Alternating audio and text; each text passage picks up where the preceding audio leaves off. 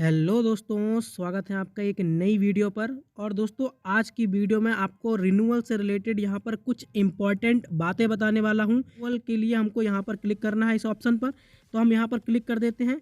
तो जैसे ही हम यहाँ पर क्लिक करते हैं, हमारे सामने 3 ऑप्शंस आते हैं। तो हमको यहाँ पर जो है अप्लाई फॉर रिन्यूअल पर क्लिक करना है, ठीक है। अब हम इस पर क्लिक कर देते हैं।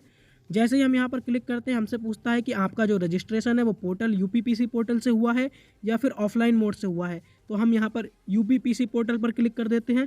अब हमसे यहाँ पर ये 3 चीज़ें पूछ रहा है।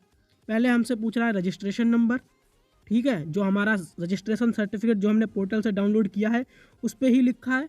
उसके बाद यहाँ पर रजिस्ट्रेशन की डेट, यानी कि कौन से दिन पे आपका रजिस्ट्रेशन हुआ है, तो वो आपके रजिस्ट्रेशन सर्टिफिकेट पे ही पड़ा है, ठीक है। फिर डीओबी। फिर ये सब करने के बाद आपको सर्च पर क्लिक कर देना है, जिससे कि आपकी डिटेल आ जाएंगी।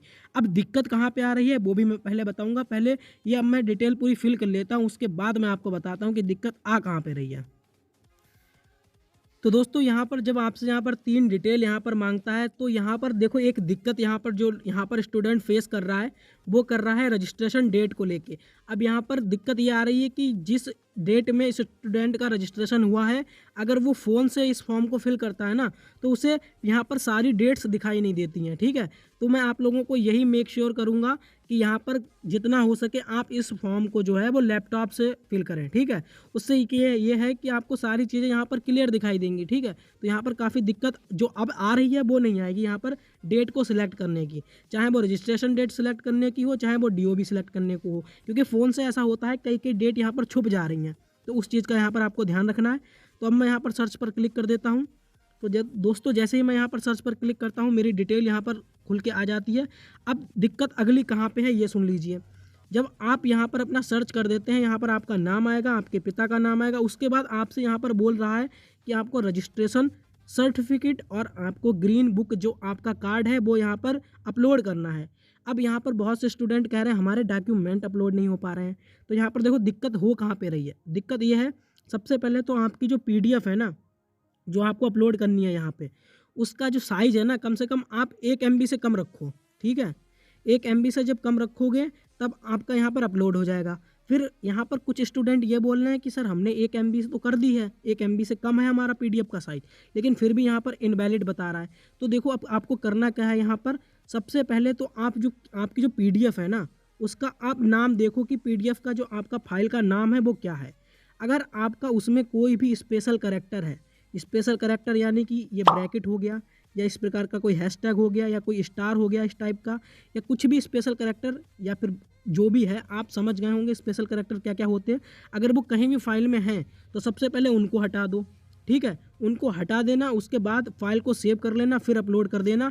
फिर आपकी जो फाइल है वो ऑटोमेटिक यहाँ पर अपलोड हो जाएगी, ठीक है। जब इतना सब कुछ हो जाए, लेकिन इस बात में एक चीज़ का और ध्यान रखना है कि जब लास्ट में आपकी फ़ाइल में पीडीएफ ज़रूर लिखा होगा, उससे पहले एक पॉइंट होता है, उसको मत हटाना। क्योंकि उसको हटा दोगे तो आपका जो फाइल का जो एक्सटेंशन है वो आपका चेंज हो जाएगा पूरा, तो वो पीडीएफ फिर नहीं कहलाई जाएगी, ठीक है। तो पीडीएफ से पहले का जो पॉइंट बना है उसको रहने देना, बाकी जितने भी स्पेशल कैरेक्टर हैं वो सब हटा देना, और कोई भी फाइल का नाम लिख देना अपने नाम से, चाहे तो कोई फाइल बना लेना या कुछ भी करना, वो आपकी फिर अपलोड यहाँ पर हो जाएगी, ठीक है। तो डॉक्यूमेंट को लेकर यहाँ पर ये एक दिक्कत है कि यहाँ पर लोग कह रहे हैं हमारे डॉक्यूमेंट अपलोड नहीं हो पा रहा, ठीक है। तो अब अगर आप ऐसा करोगे तो सारे जो आपके डॉक्यूमेंट हैं वो अपलोड हो जाएंगे। 1 MB से कम रख लेना, ठीक है। अब उसके बाद यहाँ पर दिक्कत आ रही थी पेमेंट की दिक्कत।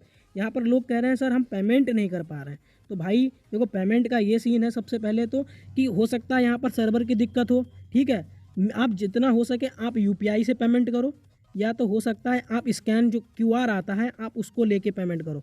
यहाँ पर 2 चीज़ों से करो तो जल्दी ही पेमेंट होगा। अगर फिर भी नहीं हो रहा है तो थोड़ा सा इंतज़ार कर लो, पेमेंट हो जाएगा, लेकिन थोड़ा सा टाइम लगेगा, क्योंकि सर्वर पर काफ़ी लोड है इस टाइम रिन्यूअल की प्रोसेस को लेके।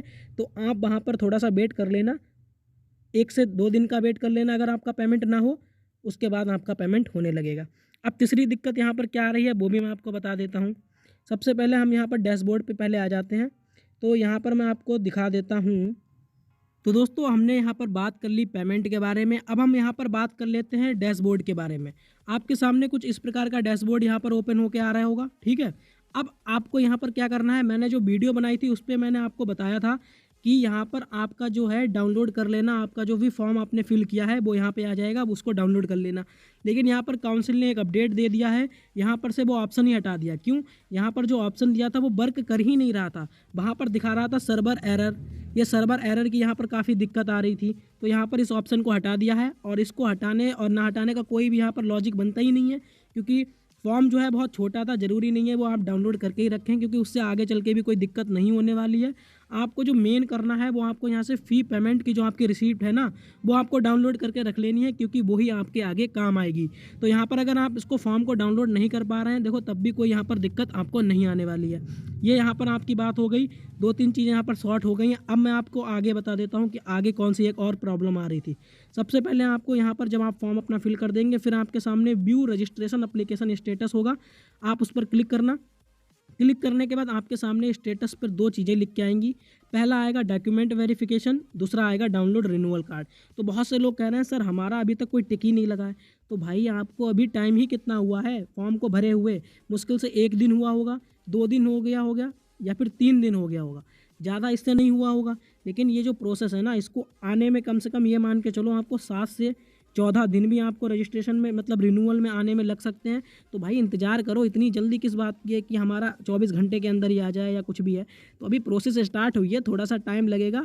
आप लोग इतनी जल्दी ना मचाएं, क्योंकि बहुत से कमेंट आ रहे थे मेरे पास कि मेरा कोई टिक ही नहीं लगा, डॉक्यूमेंट वेरिफिकेशन का भी टिक नहीं लगा, ना डाउनलोड हो रहा है रिन्यूअल कार्ड। तो थोड़ा सा टाइम रखो, 14 से 15 दिन का वेट करो, और उसके बाद ही जैसे कोई गुड न्यूज़ आएगी आप लोगों को वीडियो के माध्यम से पता लग जाएगी।